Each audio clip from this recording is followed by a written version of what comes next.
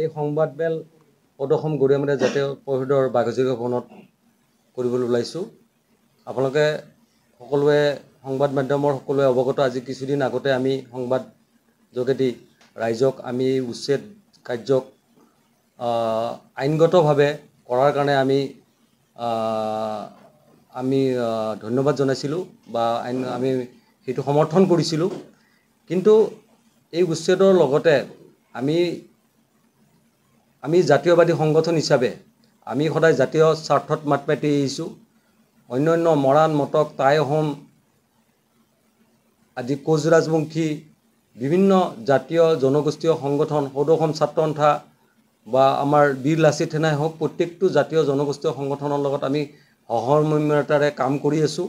বিভিন্ন সময়ত আমি যোগাযোগ জাতীয় সংগঠনৰ লগত সদৌ অসম ছাত্ৰ সন্থাকে ধৰি জাতীয়বাদী যুৱ ছাত্ৰকে যোগাযোগত থাকোঁ। গতিকে আজিও আমি তেওঁলোকৰ শিৱসাগৰত প্ৰেছ কনফাৰেন্স হৈছে, তাতে তেখেতসকলৰ লগত যোগাযোগত আছোঁ।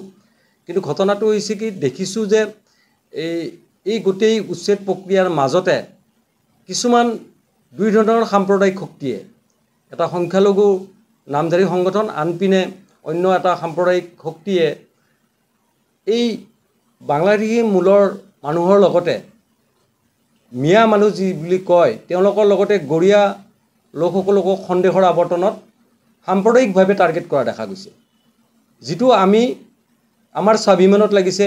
এনে কাৰ্যবিলাক জাতীয় সংগঠনে দৃষ্টি ৰাখিব লাগে আৰু জাতীয় সংগঠনলৈ আমাৰ আহ্বান, এই ক্ষেত্ৰত তেওঁলোকে স্পষ্টভাৱে ইয়াৰ এটা পথ নিৰ্দেশন কৰিব লাগে। আজি খিলঞ্জীয়াক ধৰ্মৰ ভাগত যদি ভাগ কৰিব বিচৰা হয়, সেইটো আমি কেতিয়াও মানি নলওঁ।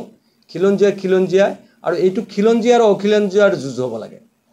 ইয়াত ধৰ্মৰ কোনো কথা নাই। খিলঞ্জীয়া, গৰীয়া মৰীয়া, দেশী, মৰাণ মটক টাই অহোম ইত্যাদি গোটেই জনগোষ্ঠীক এইখিনি আমাৰ খিলঞ্জীয়া আৰু অখিলঞ্জীয়া ব্যক্তিসকলৰ নাম লৈ আমাৰ ধৰ্মটো একে হোৱাৰ কাৰণে সন্দেহৰ আৱৰ্তনত আনি আজি ভৰলুত এনেকুৱা ইনচিডেণ্ট হৈছে। তাত অলপ মানুহখিনি দুখীয়া মানুহ, তেওঁলোকে তাত বহি আছে, তেওঁলোকৰ মাটিৰ পাট্টা আছে, তাতে তেওঁলোকে দুগৰাকী বিশিষ্ট ব্যক্তিৰ নাম লৈ পেলাই তাত তেওঁলোকক টাৰ্গেট কৰি লোৱা হৈছে।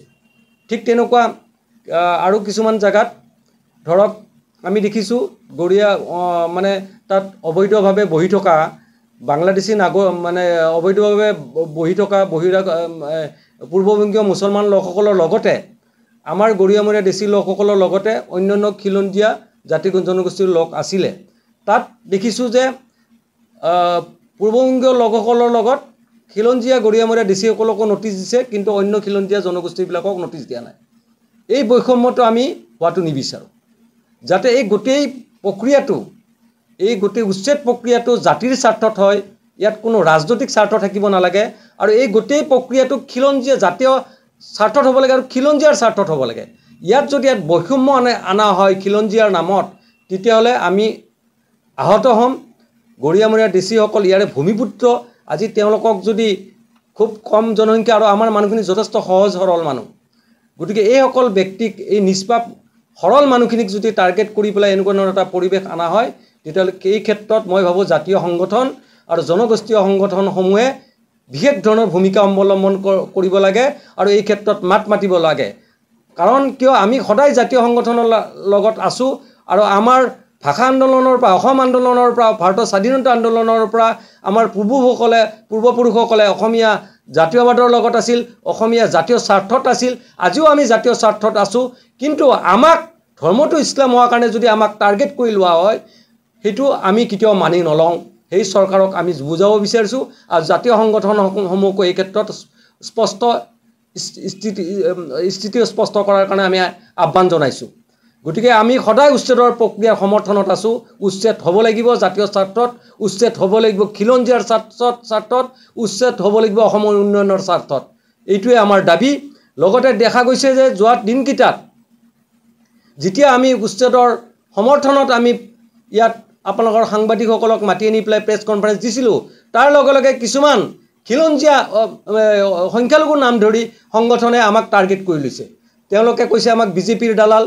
ৰাতিপুৱা হ'লে আমি সংগঠন কৰোঁ, ৰাতি হ'লে বিজেপিৰ বিধানসভাত গৈ বিজেপিৰ MLA মিনিষ্টাৰৰ পৰা টকা লওঁ, আমি মুছলমানৰ নামত কলংক, মুছলমানৰ নামত বিভাজন আনিছোঁ, বিভিন্ন ধৰণৰ আনকি আমাৰ ফেচবুকত একাউণ্টত মা দেউতাক ধৰি পেলাই বিভৎস বেয়া গালি পাৰিব দেখা গৈছে।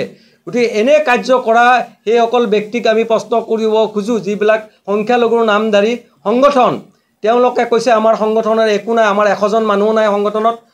আজি তেওঁলোকৰ জনসংখ্যা 1 কোটিতকৈ অধিক, আজি আমাৰ জনসংখ্যা 30-40 লাখ। আজি 1 কোটি জনসংখ্যা থকা তেওঁলোকে সংগঠনৰ ৰিপ্ৰেজেণ্টেটিভ, তেওঁলোকৰ লগত অভিয়াছলি মানুহ বেছি থাকিব। কিন্তু আমাৰ জনসংখ্যা কম কাৰণে আমাৰ লগত মানুহ কম। কিন্তু আমি যুঁজিছোঁ, আমি কিহৰ কাৰণে যুঁজিছোঁ? আমাৰ জনগোষ্ঠীকেইটাৰ কাৰণে যুঁজিছোঁ, আমি জাতিটোৰ স্বাৰ্থৰ কাৰণে যুঁজিছোঁ, আৰু সদায় আমি ন্যায়ৰ পক্ষত আছোঁ। গতিকে অসমীয়া জাতিৰ স্বাৰ্থত আমি সদায় মাত মাতিম। আমাক ভয় ভাবুকি দি আমাক কণ্ঠৰুদ্ধ কৰিব নোৱাৰে, সেইসকল শক্তিক জনাওঁ। আজি সেইসকল সংখ্যালঘু সংগঠনক আমি ক'ব বিচাৰোঁ, গৰীয়ামৰীয়া দেশীসকলৰ উন্নয়নৰ কাৰণে তেওঁলোকৰ এই 25-30টা যি বিধায়ক আছে, বিধানসভাত কোনোবাদিনা মাত মাতিছেনে? গৰীয়া উন্নয়ন পৰিষদ লাগে বুলি তেওঁলোকে কেতিয়াবা দাবী জনাইছেনে? সেইসকল বিধায়কে গৰীয়াসকলৰ কাৰণে সুকীয়া অৰ্থনৈতিক পেকেজ লাগে বুলি তেওঁলোকে কোনোবাদিনা দাবী জনাইছেনে? গৰীয়াসকলৰ জনগোষ্ঠীয় মৰ্যাদা প্ৰদানৰ কাৰণে কোনোবাদিনা দাবী জনাইছেনে? আৰু ইতিমধ্যে আমি চৰকাৰৰ লগত, জাতীয় সংগঠনৰ লগতো কথা পাতিছোঁ। সেইসকলক অতি শীঘ্ৰে ভূমিৰ পট্টা দিব লাগে। তেওঁলোকৰ পট্টা নথকা মাটি ইতিমধ্যে DC লখিমপুৰত আমাৰ মানুহ উচ্ছেদিত হৈছে, আমাৰ গোৱালপাৰাত উচ্ছেদিত হৈছে, আমাৰ ধুবুৰীত উচ্ছেদিত হৈছে। গতিকে এইসকল উচ্ছেদিতসকলক সংস্থাপন আৰু ক্ষতিপূৰণ দিয়াৰ কাৰণে আমি চৰকাৰৰ ওচৰত আজি দাবী জনাইছোঁ। লগতে আৰু এটা কথা আমি খবৰ পাইছোঁ, আমি প্ৰেক্টিকেলি আমাৰ তাত অহা নাই, এই চিৰাকুটা বুলি জেগা তাত ম্যাদী পাট্টাৰ মাটি, ম্যাদী পট্টা থকা মাটিক দেশীসকলক তাতে উচ্ছেদৰ জাননী পাইছে। সেই কথাখিনি আমি পিছত পৰ্যালোচনা কৰি আপোনালোকৰ যোগেদি জনাম। যদি সেইটো হৈছে তেতিয়াহ'লে চৰকাৰে মুখ্যমন্ত্ৰী ডাঙৰীয়ালৈকে আহ্বান আৰু প্ৰশাসনলৈকে আমাৰ আহ্বান, সেই যদি পট্টাৰ মাটি যদি উচ্ছেদ কৰা যাতে নহয় তাৰ ওপৰত চৰকাৰখনে ব্যৱস্থা লোৱাৰ কাৰণে আমি আহ্বান জনালোঁ।